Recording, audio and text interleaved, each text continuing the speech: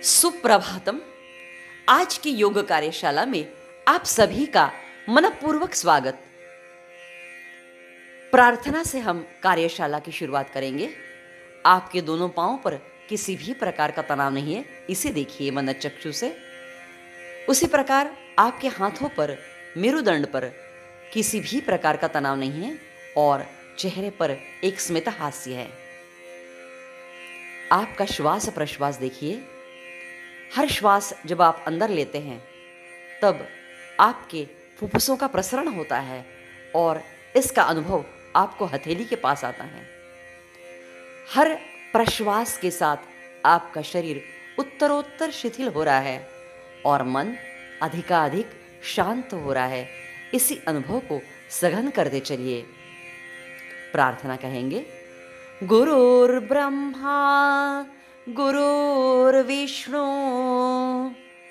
गुरुर्देवो महेश्वरा गुरुः साक्षात् परब्रह्म तस्मै श्री गुरवे नमः। तस्मै श्री गुरवे नमः।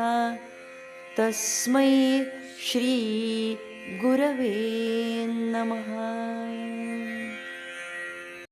प्रार्थनासन की स्थिति में अब हम हैं। धीरे धीरे उत्कटासन में आकर हमें वज्रासन में आने के पश्चात बैठे हुए आसन की स्थिति में आना है। हाथ सामने लीजिए, एड़ियां ऊपर उठाइए, घुटने सामने। धीरे धीरे वज्रासन में आकर बैठना है। बिल्कुल धीरे धीरे धीरे धीरे वज्रासन में आ जाना है और अब हम बैठे हुए आसन की स्थिति में आएंगे।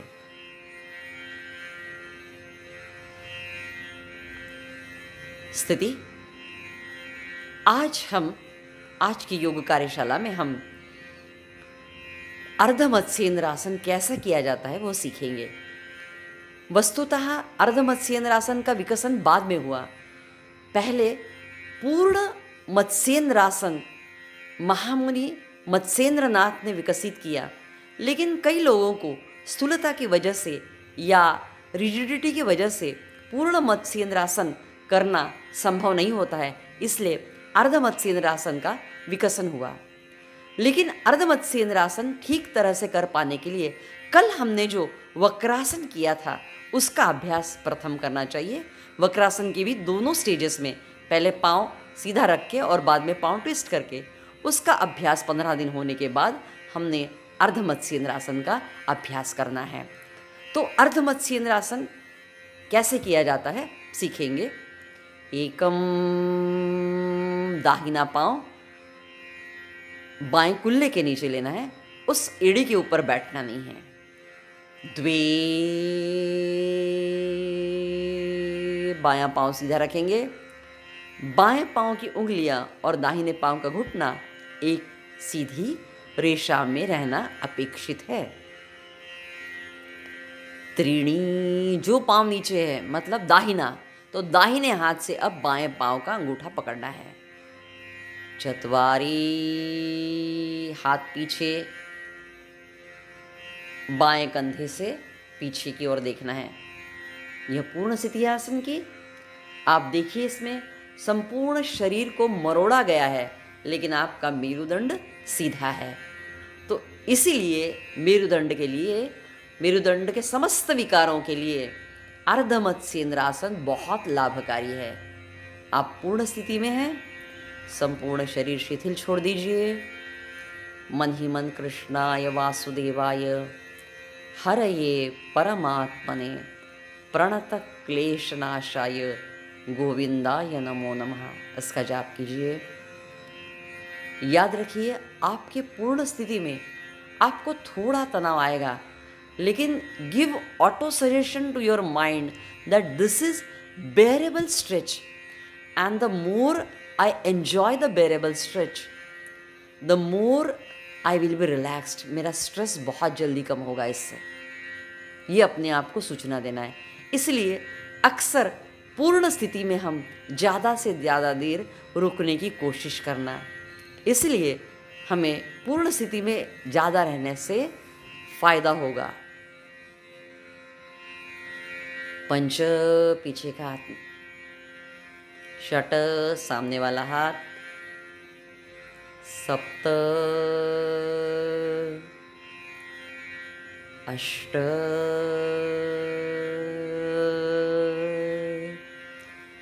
अब यही क्रिया हम दूसरे पांव से करेंगे। पहले शुरुआत में हम दाहिना पांव लिया है हमने, अब हम बायां पांव लेंगे। एकम, बायां पांव दाहिने कुल्ले के नीचे लेना है, उसे नीचे रखना है, उसके ऊपर बैठना नहीं है। द्वे, दाहिना पांव बराबर बाएं घुटने, पांव की उंगलियां बाएं घुटने के सीधी रेखा में आना चाहिए। त्रीणी, बाएं हाथ से दाहिने पांव का अंगूठा पकड़ना है।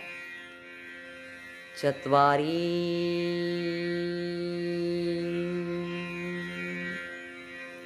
Relax yourself, relax your facial muscles. चेहरे पर किसी भी शरीर के हिस्से पर तनाव नहीं है, और ये जो स्ट्रेच है वो बेरेबल है। पूर्ण स्थिति में हम जितना ज़्यादा देर रहेंगे उतना हमें ज़्यादा फायदा होगा। मिनिमम 1 मिनट तक जब हम रखते हैं पूर्ण स्थिति, उसके बाद से फायदे शुरू होते हैं। इसलिए पूर्ण स्थिति का अवधि बढ़ाना यही हमारा अक्सर लक्ष्य होना चाहिए।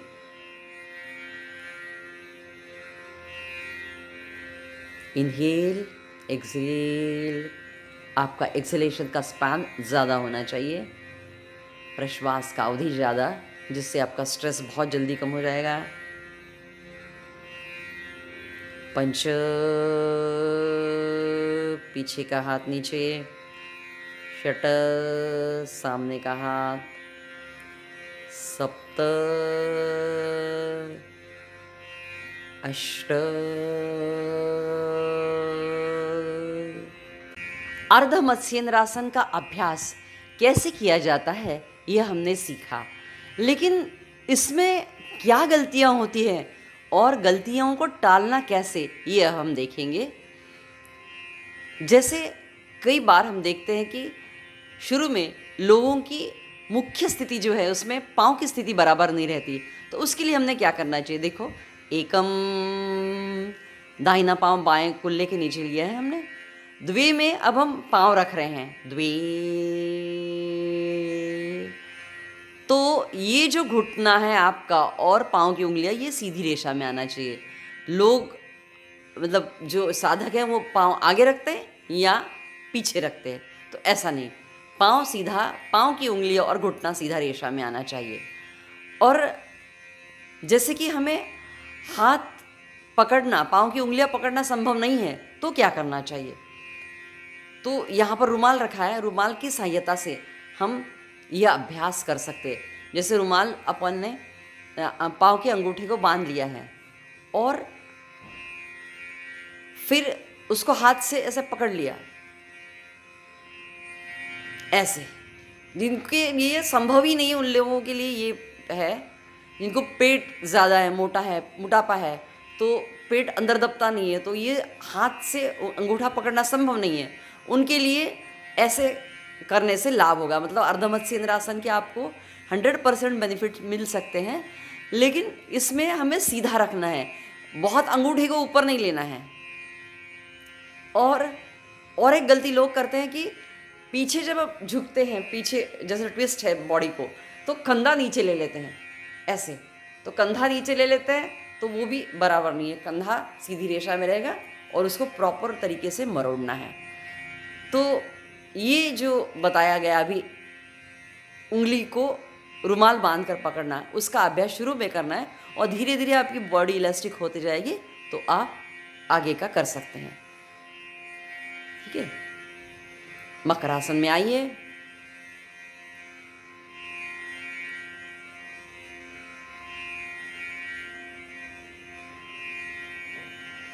पहले शशांकासन, पश्चात हम मकरासन में आएंगे। संपूर्ण शरीर शिथिल, शरीर पर किसी भी प्रकार का तनाव नहीं, आपके दोनों पांव, संपूर्ण मेरुदंड, कंधे, कोहनियाँ शिथिल कीजिए। चेहरे पर किसी भी प्रकार का तनाव नहीं। आपका श्वास देखिए, जब आप श्वास लेते हैं तो पेट का ज़मीन से स्पर्श होता है, उस अनुभव को सघन कीजिए। प्रश्वास करते समय पेट ऊपर आता है। आज हमने अर्ध मत्स्येंद्रासन सीखा, कल वक्रासन सीखा था, आज अर्ध मत्स्येंद्रासन। तो वक्रासन के सारे लाभ तो इसमें मिलते ही है। इसके अलावा अर्ध मत्स्येंद्रासन से लोअर बैक एक के पेशेंट्स जो है उनको विशेष रूप से लाभ मिलता है। यदि आपको पीठ दर्द की समस्या है तो अर्ध मत्स्येंद्रासन आपके लिए बहुत उपयोगी है। जिन लोगों को मलबद्धता की शिकायत है, कॉन्स्टिपेशन है, उन लोगों के लिए अर्ध मत्स्येंद्रासन बहुत अच्छा सोल्यूशन है, क्योंकि इससे आंतों का सर्कुलेशन बहुत अच्छा होता है। तो आंतों का सर्कुलेशन अच्छा होता है तो निश्चित रूप से उनका फंक्शन भी अच्छा हो जाएगा। तो अन्न का अभिशोषण और उत्सर्जन, ये आंतों का जो प्रमुख कार्य है वो सुचारू रूप से करने के लिए अर्ध मत्स्येंद्रासन से विशेष लाभ मिलता है। उसी प्रकार कुछ लोगों को मंदाग्नि की शिकायत होती है, मतलब भूख नहीं लगती है, उन लोगों के लिए भी अर्ध मत्स्येंद्रासन बहुत लाभदायी है। अर्ध मत्स्येंद्रासन के अभ्यास से जंघाओं के, पिंडलियों के स्नायुओं को विशेष रूप से बल मिलता है और हमारे लंग्स की वाइटल कैपेसिटी भी इससे बढ़ती है। तो अर्ध मत्स्येंद्रासन का अभ्यास नियमित स्वरूप से करना है। अस्थमा के पेशेंट्स को भी इससे लाभ मिलता है। धीरे धीरे प्रार्थनासन में आना है, बिल्कुल धीरे धीरे। सूर्य नमस्कार की 5 की स्थिति में और बाद में घुटनों के बल हमें खड़े होना है। Relax your facial muscles. ओम पूर्णमदः पूर्णमिदं पूर्णात् पूर्णमुदच्यते पूर्णस्य पूर्णम् आदाय पूर्णम् एवावशिष्यते। ओम शांति शांति शांति। सद्गुरु श्री जनार्दन स्वामी महाराज की जय।